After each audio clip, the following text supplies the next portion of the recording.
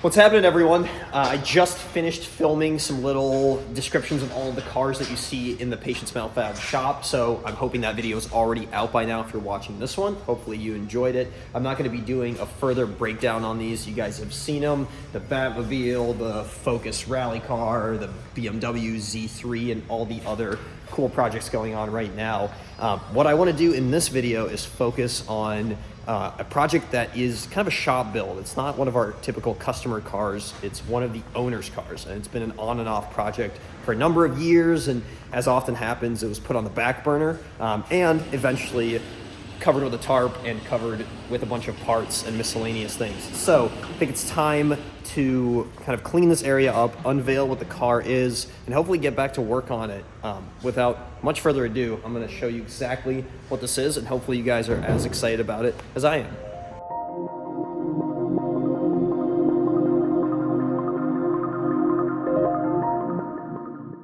All cleaned up, didn't take very long, and guess who helped me? Brian, who is one of the owners of Patience Metal Fab and the owner of this, can I call it a heap? I haven't actually seen it.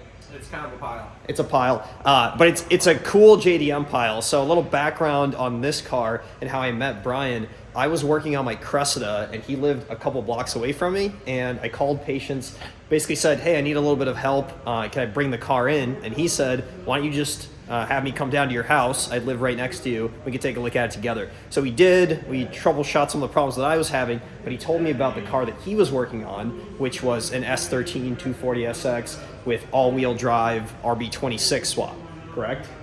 RB2630 swap, yeah. Right, and so it's hard to call a car like that a heap, but it has been a how long project car now? Oh, this is probably pushing 20 years in the 20 years. In its latest reiteration, which would be volume 3 for the all-wheel drive swap, about 4 years. Okay, so we all have projects that are like that. I certainly do, that kind of get put on the back burner. They sit there for a while. They start rusting. They start just kind of being in the back of your mind and not getting complete. And that's what I'm trying to push Brian to do, is pick this project back up, and then we can kind of get our hands dirty on the things that we need to fix initially before the rest of the shop takes over and the real skilled fabricators can bring this car to where it's supposed to be, where it should be. So I think without much yapping, we should just pull the cover off this thing so I can see it and so these people can see it too. That sounds good. Let's do it. All right.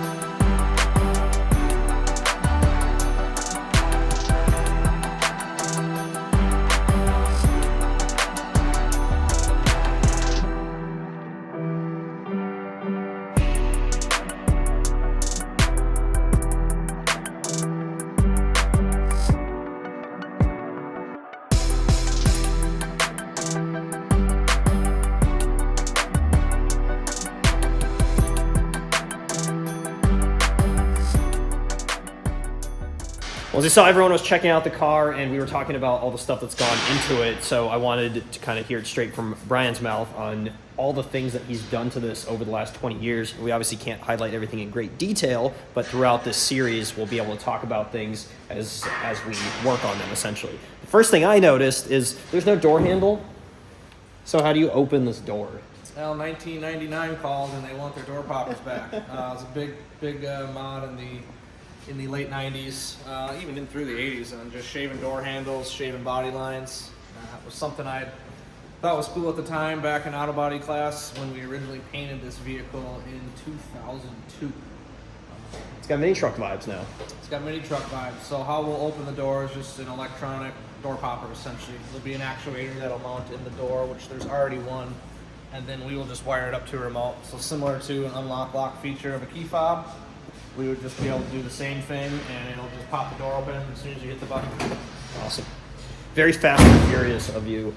Back here, obviously, the cage, there's a lot going on. You could tell that it's tied into the frame, and we'll kind of take a look at that up front.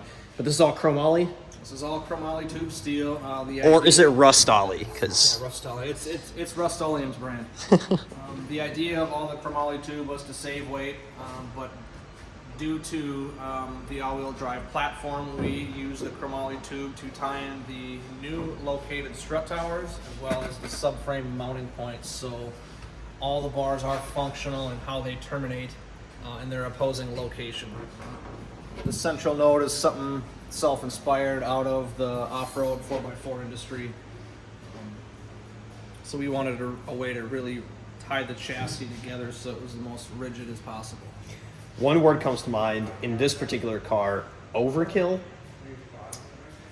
Is it a little overkill for this chassis? Certainly a little overkill, but they are all fairly functional. You can see the 4 subframe mounting points for the GTR subframe, and then as well as the R33 upper strut towers. If you can envision an S13, they're certainly a lot lower in the chassis. That's right. So how these bars tie into the rear frame rails, everything is functional. Overkill, yes, but very functional. There's another phrase: overkill is underrated. So there you go. You did a good job there. One thing that I mentioned is I'm so used to seeing S13s with a bunch of rust everywhere. Obviously, all that surface rust easily take care of, but the quarters are typically rusted through, the rockers are typically rusted through. This is crazy clean, and I thought it was original paint job, but it's not. This is not the original paint job. So in 2002, this car was brought down to near bare metal, aside from shaving the body line and the door handles, and then painted all the way up there. The color code is from a 2002 Grigio Avalon, which is a Lamborghini color. At the time, it was just a nice kind of gunmetal graphite color that I really liked at the time. I will keep the vehicle this color. Just because the majority of it is still in great shape for being 20 plus years old. Looks awesome. And did you physically do this paint? Correct. So I painted this car when I was 17, 18 years old in high school auto body class. So it was definitely where the skill set started for the custom auto body work. When I was 17, 18, I was spray painting bicycles. So this is a little bit more advanced than what I was doing. But it looks great. I really thought this was factory paint job because I know these came in gray, but obviously not this color gray, not with this flake. Not this gray. This car originally was black. Yeah. And then sort of the main event outside of what's underneath the car, which we'll get to, but it's the RB here. Now, did you say this is a 3.0? This is an RB30 block with an RB26 head. I dub it as the 2JZ killer for all my Toyota super fans out there. I take offense to that because I have a 1J. Yep, so motor was fully built by Dan at Precision Race Engines. RB30 block, full rotating assembly, RB26 head, no expense spared. Bulletproof for 1,000 horsepower like everyone does these days, but more or less wanted it overbuilt for reliability and longevity. It's awesome. So yeah, that's great too, but I'm having a hard time not staring at all the chicken pox that I mentioned here. And then also, I don't believe that this is factory over here. So obviously the all-wheel drive is not. What's going on up front? So the way we really grafted this vehicle is I imported a R33 GTR front cut from Japan around 2014, 2015 before the craze really hit. And the reason I did that so I could get the front and rear subframes and strut towers that I needed to basically lay the S13 over the R33. So strut towers, frame rails, front portion of floor pan, and the trans tunnel are all in the R33 GTR donor. So that encompasses Skyline GTR brakes, wheels, coilovers, everything suspension and driveline related is now from a R33 GTR. The only thing really S13 left is just the shell. Yeah, so we got a little S13 right here, GTR there. You can see where it was cut and welded there, and there needs to be some finishing, obviously. R34 wheels, no calipers on, but there will be. And obviously the all-wheel drive system, you don't see any axles right now. Those will be in. And then eventually, these little spots are for scanning the car, right? So this is going to get a whole new front-end tube frame. Yep. That's the plan. All the dots are all the dots are for 3D scanning purposes, so we can design basically a nice tube front end. What we're going to do is chop it here. We'll plate. We'll do a tube structure down, extend the front rails. That'll lay the groundwork, as I still want to keep the pop headlights. And then it'll also give us provisions to be able to do a cool V-mount intercooler radiator setup on the front end of this.